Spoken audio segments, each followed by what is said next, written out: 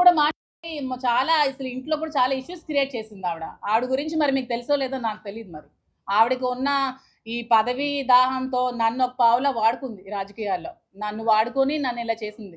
ఏమి ఈ 25 yearsలో శ్రీని గారు చాలా మంది లేడీస్తో పాలిటిక్స్లో చాలా మంది పొలిటీషియన్స్ లేడీస్తో ట్రావెల్ చేస్తూ ఉంటారు కదా. చాలా మంది ఎంపీటీసీలు ఉంటారు, ఎంపీపీలు ఉంటారు, ప్రెసిడెంట్లు ఉంటారు, అందరూ లేడీస్ ఉంటారు.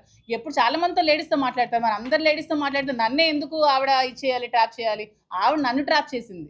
నేను శ్రీని గారిని ట్రాప్ చేయడం కాదు. ఈవిడ నన్ను ట్రాప్ చేసి నన్ను ఒక పావులాగా వాడుకొని ఆవిడ టికెట్ పొందడానికి నన్ను యూజ్ చేసుకుంది ఆవిడ. నేను ఎవరిని ట్రాప్ చేయలేదు.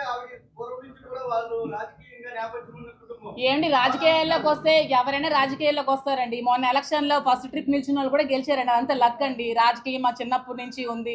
రాజకీయం చేయాలంటే ప్రతి ఒక్కరు రాజకీయాలు చేయగలరండి. దాంట్లో ఏముంది? పూర్వం నుంచి మాకు వచ్చింది. ఇవన్నీ ఎందుకండి కబుర్లు?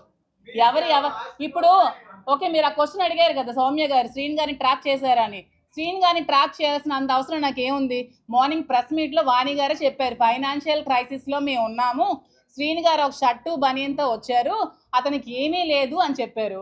మరి ఏమీ లేనప్పుడు, అతని దగ్గర రూపాయి కూడా లేనప్పుడు అతన్ని ట్రాప్ చేయాల్సిన అవసరం నాకేముంది? ఒక 60 years అతన్ని ఏమీ లేని అతన్ని ట్రాప్ చేయాల్సిన అవసరం ఏముంది? ఫైనాన్షియల్గా మేము వెల్ సెటిల్డ్, మా ఫాదర్ గారు వెల్ సెటిల్డ్, మా హస్బెండ్కి ఒక 10 to 15 lakhs శాలరీ వచ్చేది, మా మాయ గారు వెల్ సెటిల్డ్. సో ట్రాప్ చేయాల్సిన అవసరం నాకు ఏముందండి? సౌమ్య గారు చెప్పండి.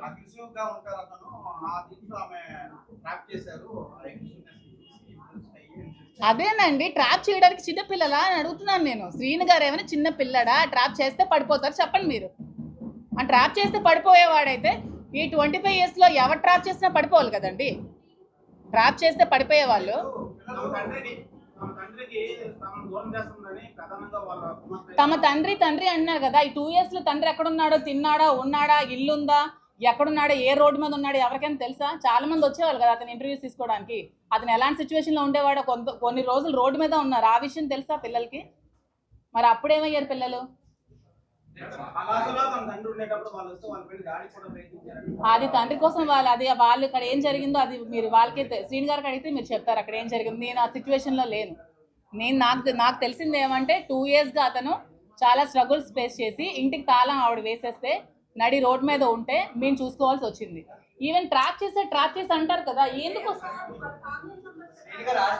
ఓకే, ఆ శ్రీని గారికి ఏం ఆస్తుందో చెప్పండి నాకు అంటున్నాను నేను. శ్రీని గారికి ఉన్న ఆస్తి ఏమిటి? శ్రీని గారికి ఉన్న ఇల్లు వాణి గారికి ఇచ్చేశారు, శ్రీని గారికి ఉన్న ఫ్యాక్టరీ వాణి గారికి ఇచ్చేశారు, శ్రీని గారికి బ్యాంక్ బ్యాలెన్స్ కూడా 0. శ్రీని గారికి అంటూ ఏం ఆస్తి లేదు. సో నేను శ్రీని గారిని దేనికోసం ట్రాప్ చేస్తానో మరి వాళ్ళకే తెలియాలి. ఎక్కడ సంపాదించారంటే కొంచెం చెప్పండి నాకు కూడా డీటెయిల్స్ ఏమైనా ఉంటే. మరి ఏమైనా మీరైనా ఎంక్వైరీ చేయండి. నాకు తెలిసి శ్రీని గారు పాలిటిక్స్లోకి వచ్చి నీతి నిజాయితీ ఉన్న నాయకుడు ఎవరైనా ఉన్నారంటే శ్రీని గారే. అతను ఏమైనా కరప్షన్ చేయరు సంపాదించడానికి. అతని దగ్గర ఆస్తులు అంటూ ఏమీ లేవు, ఉన్నవన్నీ ఫ్యామిలీకి ఇచ్చేస్తారు. సో అతన్ని ట్రాప్ చేసి నేనేం లబ్ధి పొందాల్సిన అవసరం నాకు లేదు. నేను ఫైనాన్షియల్గా వెల్ సెటిల్డ్. నాకు వైజాగ్లో నాకు ఆస్తులు ఉన్నాయి. మా ఫ్యామిలీ వాళ్ళు శ్రీకాకుళంలో ఎవరికైనా చెప్తారు, చాలా వెల్ సెటిల్డ్ ఫ్యామిలీ.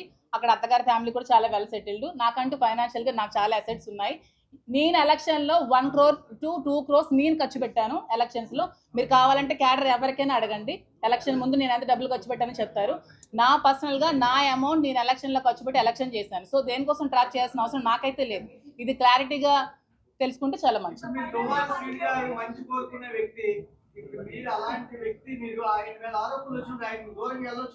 నేను ఇప్పుడు దూరంగానే ఉన్నానండి. వాళ్ళ ఫ్యామిలీ కావాలంటే కలవమానండి. అతనికి అదే అంటున్నాను కదా, ఆవిడకి ఏమైనా సమస్యలు ఉంటే వాళ్ళ హస్బెండ్తో కూర్చొని తెలుసుకోమనండి పిల్లలకి అతనికి. నన్ను మాత్రం లాగొద్దు అని చెప్తున్నాను. నేను ఇది చెప్పడానికి వచ్చాను. నన్ను బయటకి లాగొద్దు. నిజంగా ఆవిడకి హస్బెండ్తో కలవాలనిపిస్తే హస్బెండ్తో కలవమానండి, హస్బెండ్తో మాట్లాడుకోమనండి, పిల్లల్ని హస్బెండ్తో కలవమానండి. అది వాళ్ళ లైఫ్, వాళ్ళ ఫ్యామిలీ మ్యాటర్, నాకు సంబంధం లేని విషయం.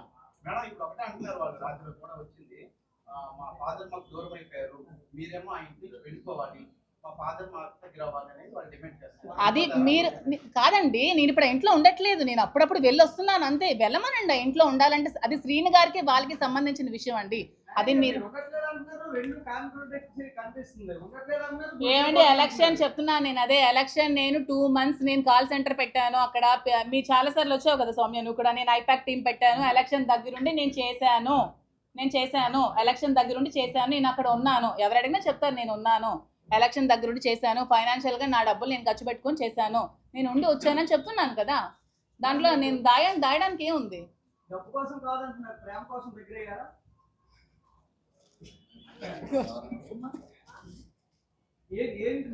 ఇప్పుడు వాళ్ళకి విభేదాలు ఇద్దరి మధ్య వచ్చాయి అంటున్నారు కాబట్టి మీరు ఆయన నాకు అన్ని రకాలుగా ఆదుకుంటున్నారు కదా మేడం, మీరు మీ డైవర్స్ ఇవ్వబోతున్నారు ఏంటి భవిష్యత్తు ఏంటి? ఏమండి ఇప్పుడు సొసైటీలో ఇప్పుడు ఏదైనా ఎలిగేషన్స్ వచ్చాయనుకోండి, ఒక హస్బెండ్ కి దూరం అయ్యి ఒక ఒంటరిగా ఉన్న మహిళలు చాలా ప్రాబ్లమ్స్ ఫేస్ చేసుకోవాల్సి వస్తుంది కదా. అలాంటి ప్రాబ్లమ్స్ ఫేస్ చేసుకోకుండా సపోర్ట్ చేస్తానని చెప్పారండి, మీకు అర్థమైంది అనుకుంటాను.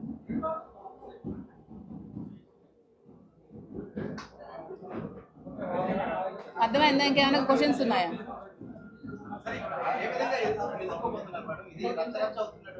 అదే నేను మీ మీడియా ముఖంగా మీ అందరికీ దయచేసి రిక్వెస్ట్ చేసి నేనేం చెప్దాం అనుకుంటున్నానంటే, ఆవిడ చెప్పిన మాటలు నమ్మి నన్ను బజార్లోకి లాగదు. దయచేసి నా ఫ్యామిలీని, నా పిల్లల లైఫ్ని తీయద్దు. నేను కూడా, నాకు 3 ఆడపిల్లలు ఉన్నారు, నేను ఆ 3 ఆడపిల్లల్ని పెళ్ళిళ్ళు చేయాలి, పెంచాలి, చదివించాలి, చాలా లైఫ్ వాళ్ళకి చూడాలి. వాళ్ళు ఇంకా చిన్న పిల్లలు, వాళ్ళ లైఫ్ చాలా డిపెండ్ అయి ఉంది, వాళ్ళు ఎంత సఫర్ అవుతారు. ఈ వీడియోస్ అన్ని చూసి అర్థం చేసుకోండి అని చెప్పడానికి వచ్చాను.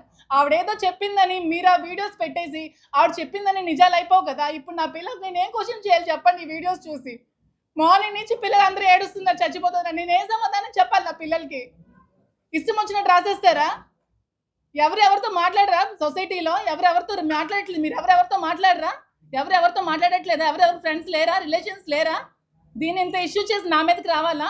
ఆవిడకి ఫ్యామిలీ ఇష్యూస్ ఉంటే హస్బెండ్ దగ్గరికి వెళ్ళి తెచ్చుకోమనండి, లేకపోతే లీగల్గా ప్రొసీడ్ అవ్వమనండి, కోర్టుకి వెళ్ళి తెచ్చుకోమనండి. అతనికి ఆవిడకి అది సంబంధించిన విషయం.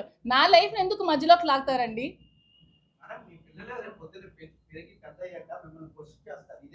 క్వశ్చన్ చేస్తే నేను ఇదే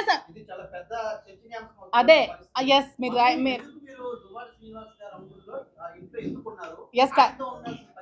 yes correct point, yes correct point. పిల్లలు క్వశ్చన్ చేస్తారనే ఇప్పుడు నేను శ్రీని గారితో ఉండదామని డిసైడ్ అయ్యాను. ఎందుకంటే ఇది వచ్చిన ఈ మచ్చ ఎప్పటికీ లైఫ్లో పోదు. నేను చెప్పినా సరే ఎవరు నమ్మరు, నాకు శ్రీని గారితో నేను మాట్లాడలేదని ఎవరు నమ్మరు. ఎందుకంటే అది ఎంత స్ప్రెడ్ అవ్వాలో స్టేట్ లెవెల్ స్ప్రెడ్ అయింది. సో ఇక్కడతో ఇది ఎండ్ అయిపోతే పిల్లలకి మంచిది, నాకు మంచిదని డెసిషన్ నేను తీసుకోవాల్సి వచ్చింది. ఉంటాను, అది మేము తర్వాత డిసైడ్ అవుతాం. అది మేమంతా మాట్లాడుకుంటాం. డైవర్స్ అవ్వకుండా పెళ్లి చేసుకోకూడదు కదండి. ఒక ఫ్రెండ్గా ఉంటానండి, ఫ్రెండ్స్ కలిసి ఉండకూడదా? మీకు అమ్మాయిలు ఎవరు ఫ్రెండ్స్ లేరా? ఉంటాం కదా. ఏం మీతో ట్రిప్స్కి రారా? మీరు ఎప్పుడు గర్ల్ ఫ్రెండ్స్ మీరు ట్రిప్స్కి ఎక్కడికి వెళ్ళలేదా? కలిసి ఉన్నంత మాత్రాన ఏదో కోరికలు ఉండిపోయినట్టే అండి. ఇంకేం ఉండవా? కష్ట సుఖాలు ఏమి ఉండవా? ఇప్పుడు మీరు ఏమీ లేకుండా ఉన్నారనుకో, ఇప్పుడు చూడు అలా కాదు.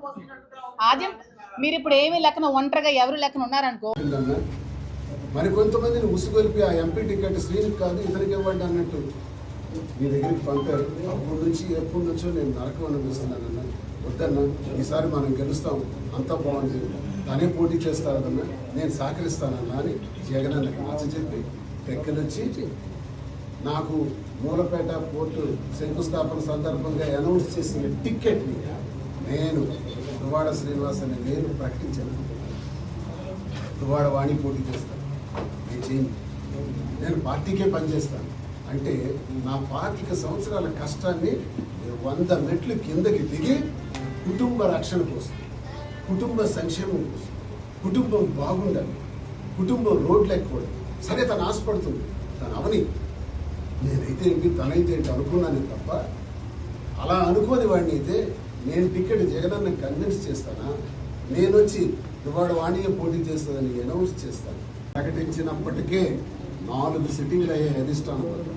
ఆ 4 సిట్టింగుల్లో తన అధిష్టానం వద్ద పెట్టిన డిమాండ్ ఏంటంటే టికెట్ నాకు ఇవ్వండి, నాకు దువ్వాడ శ్రీనివాస్తో డివర్స్ ఇప్పించండి, విడాకులు ఇప్పించండి, లేదంటే నేను ఊరేసుకొని ఇక్కడే విషం తాగి చేస్తాను. ఇది నాకు అధిష్టానం.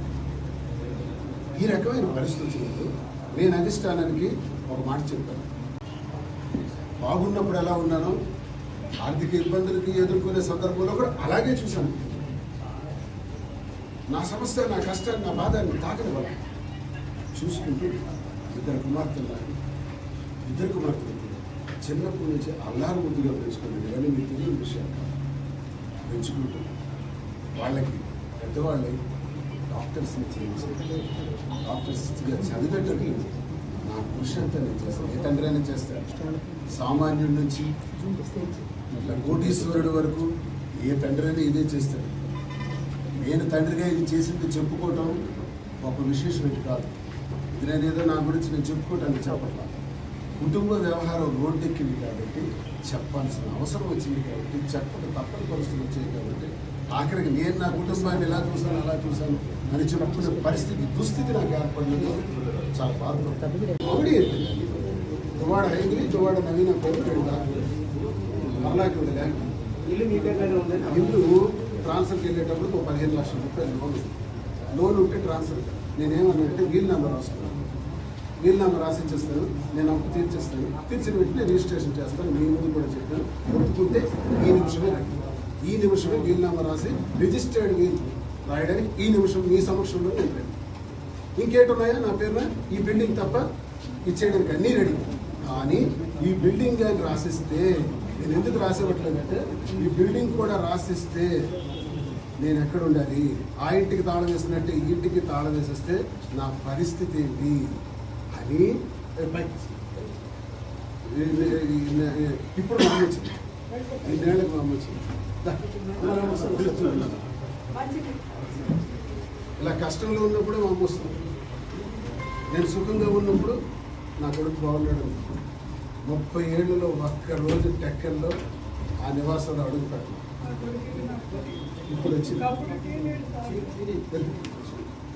ఇప్పుడు వచ్చింది ఇదేనే అబద్ధం కాదు. అందరికీ తెలిసిన